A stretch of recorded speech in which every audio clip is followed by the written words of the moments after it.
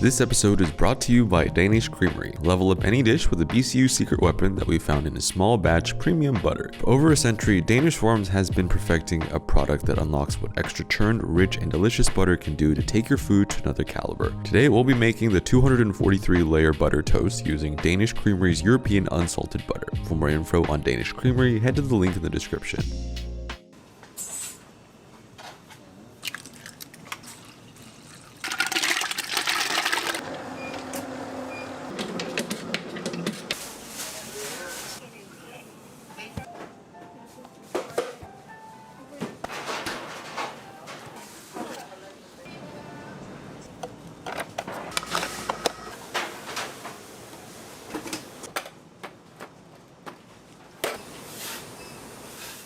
Hello there, welcome back to another episode of Anything with Alvin. This time we're going to be making the 243-layer melaleuca butter toast that I've seen in many Taiwanese food videos. As a late night food video enjoyer, this one has popped up many times and I've always been curious to see how it's been made and how it tastes. We're going to need a lot of butter. For this kind of food where there's not too much other seasoning, the butter flavor really needs to come through, so it's important to use high quality butter. Now in the reference video that we're using, they're not showing exact measurements, so we're going to have to try and guess what kind of dough they're making here. After some investigating, we decided to go with a brioche style dough. So for our dry ingredients, we're combining 4 cups of all-purpose flour, 1.5 cups of bread flour, 1/2 cup of dry milk powder, which can be seen used in the video to add that extra milky flavor in the bread, 6 tablespoons of sugar, 1 tablespoon of kosher salt, and 1.5 tablespoons of instant yeast. Those first get whisked together, and then we're going to put that in our stand mixer and combine that with 6 whole eggs, 1/2 cup of cream, and stream in 1/4 cup of whole milk. Once the dough starts to come together, we're going to get our first batch of butter ready for this recipe. We're going to take 2 sticks of salted butter and cut them into about 1-inch little square pieces. This butter is now going to get slowly folded and added into the mix, a couple pieces at a time, until it is finally incorporated. Now the mixing on this dough is no joke. This took about 10 to 15 minutes of total mixing, which did put our mixer in a bit of a heat mess, but hey, you gotta do what you gotta do. Now the dough is nice, sticky, and supple. We're gonna go ahead, tuck this into a bowl, and put that into a container to proof for about an hour or so. In the butter toast video from Taiwan, they use a very similar lamination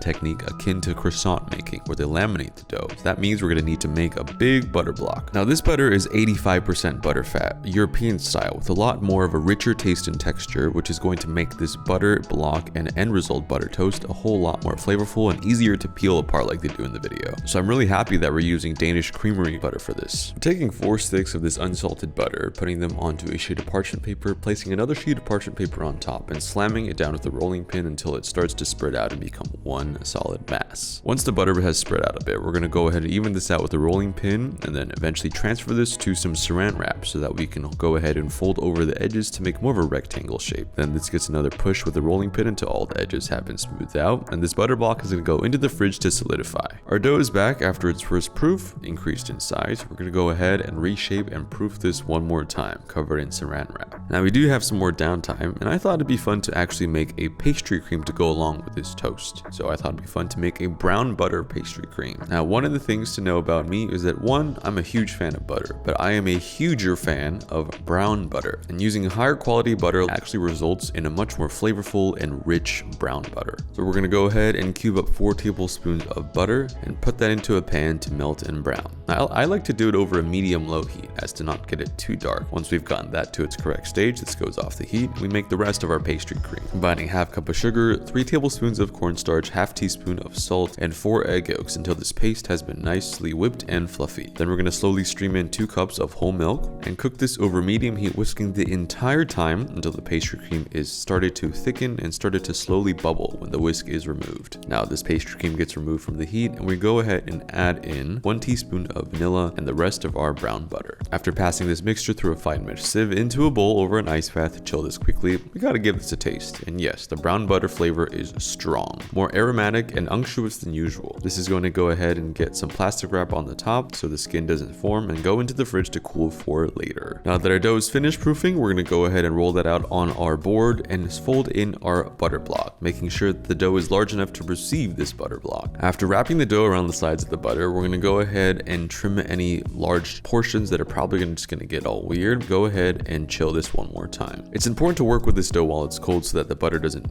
create a huge mess. So we're going to go ahead ahead and take this out after it's cold, roll it out again, and fold this into 3 to start creating those nice layers. Fold it over, make sure all the edges are tight, go back in the fridge and repeat this process about 4 times until we go from 3 layers to 9 layers to 27 layers to 81 layers to 243 layers. Now there were some patches that got exposed during the process, so I patched them up with a little bit of flour to make sure everybody is happy. Once our layered dough is ready, we're going to go ahead, chill this one more time, take it out, cut this into 4 squares, remove any of the non-trimmed edges, put 2 of these squares on top of each other into our nice cube pans that we found online that seem to be used to make these bread toast things. These are going to go ahead and proof overnight, and we're going to come back tomorrow to finish this. It is now day 2. This is what our little toast cubes look like. We're going to go ahead and proof these at room temperature to get the rise that they need. And while that's proofing, we're going to go ahead and use up all these scraps that we trimmed off. Now I really don't like throwing these away after making something that's pastry related, and I thought we could make some really fun things with it. So we're going to take this proofed croissant dough, essentially, take some granulated sugar, sprinkle that all over, and roll these around until we have pressed essentially a lot of sugar into the dough itself. We're going to take these strips and do almost like one of those origami folds and place them into a large muffin tin type vessel and essentially make kouign-amann, a version of caramelized French style pastries that are made with sugared laminated dough. Perfect for this kind of scrap, because I think the best part is that they don't need to look pretty. Once these go into the pan, we're going to go ahead and bake these at about 400 degrees for 20 to 25 minutes until they're beautifully risen, golden brown, caramelized,